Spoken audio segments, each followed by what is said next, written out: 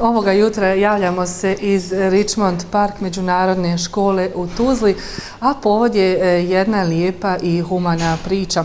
O tome svakako ćemo saznati više detalja od moje sagovornice, a to je profesorica matematike Dina Mehanović-Holusić. Profesorica, dobro jutro, evo hvala za izdvojeno vrijeme za ovaj razgovor. Hvala vama, dobro jutro. Hvala što ste nas posjetili i ukazali nam ovu čast da se predstavimo, odnosno da predstavimo naš projekat u vašem programu. Richmond Park, međunarodna škola u Tuzli, ove godine zaista realizira sedmicu tolerancije. Pa evo za početak za sve one koji do sada nisu imali priliku da čuju o čemu se radi, da nam pojasnite zapravo kakva je to ideja, kako je ona nastala.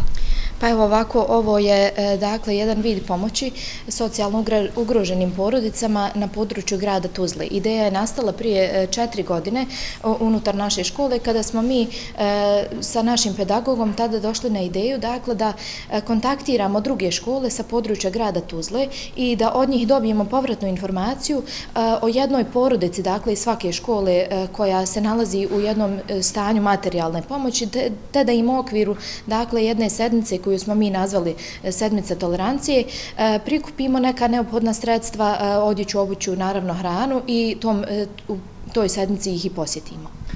Vi ste počeli sa prikupljanjem svih potrebnih i namirnica i pomoći 11. novembra.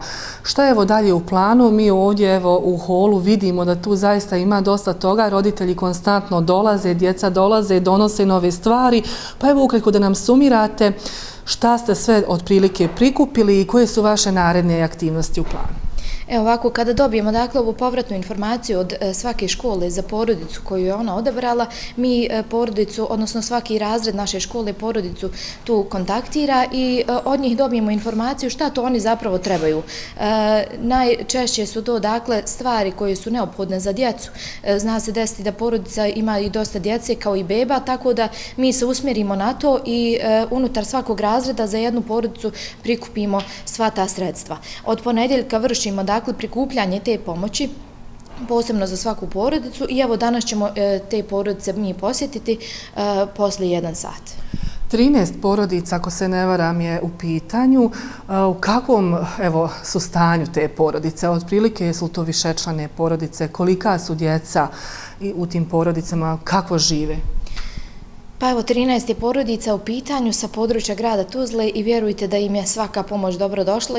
Imamo tu različitih situacija, djece školskog uzrasta, beba, manje djece, tako da zaista bilo šta što mi prikupimo im svakako bude od koristi. Evo, kakva su dosadašnja iskustva, obzirom da vi do sada ste već nekoliko puta učestvovali u ovoj akciji, jeste li zadovoljni kako se to sve odvija i je li sve više i više naših građana u stanju potrebe? Naravno, dakle, evo 4. puta je kako sprovodimo istu akciju, svake godine je odziv bolji i učinak odnosno sam učinak, sam ishod ove humanitarne akcije, ali i onaj učinak na naše učenike. Dakle, ovo im ostavi jednu jaku poruku.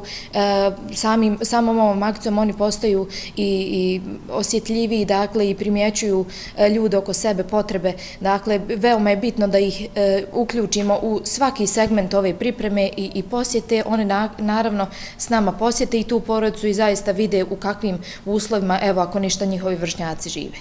Što kažu evo roditelji djece iz vaše škole, kako su oni reagovali kada ste uopšte vi pokrenuli ovu ideju? Pa mogu reći da su roditelji sigurno ovo prihvatili i da se uvijek odazovu ovoj vrsti akcije. Sami su nam se javili i zahvalili što su bili dio ove velike priče i u stvari dali svoj osvrt na ponašanje njihove djece. Posle ove akcije zaista ostavlja jednu jaku poruku.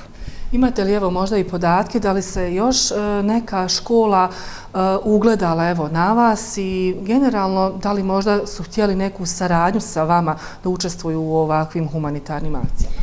Pa evo, saradnju ove godine nismo ostvarili, međutim ima sigurno škola koje sprovode nešto slično, međutim ovo je jedna velika akcija pa bih ja iskoristila i ovaj puta priliku da pozovem predstavnike drugih škola da nam se pridruže, mi bismo s njima svakako ostvarili ovaj projekat i pomogli da se ovo što bolje izvede.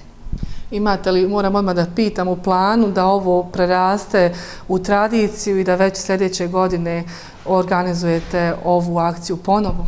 Naravno, evo ovo je 4. puta, a mi se nadamo dakle da će ova tradicija nastaviti dugi niz godina.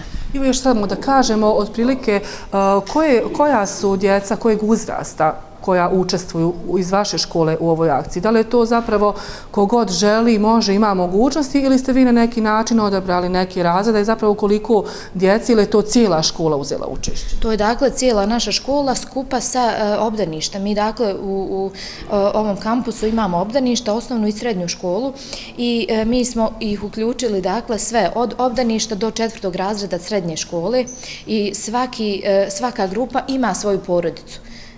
Ova akcija se dakle odvija na taj način. Ovdje vidimo zaista dosta stvari, tu je i deterđent i hrana i sve ono što je neophodno za jednu porodicu. Vama mnogo hvala evo što ste izdvojili vrijeme, što smo evo malo pričali o ovoj temi. Nadamo se da će se mnoge škole i ugledati na vas, tako da pomognu nekome. I što da kažem, osim mnogo vam želim sreće i da u biti imate što manje djece koja su u stanju potrebe, ali da vi ostanete humani kakvi jeste. Naravno, hvala vama najljepša. Hvala. Cijenjeni gledatelji i slušatelji, eto imali ste priliku da čujete, jedna lijepa priča se dešava u Richmond Park školi u Tuzli. Danas će 13 porodica biti obradovano sa osnovnim životnim namirnicama, a djeca i sa ponekom igračkom.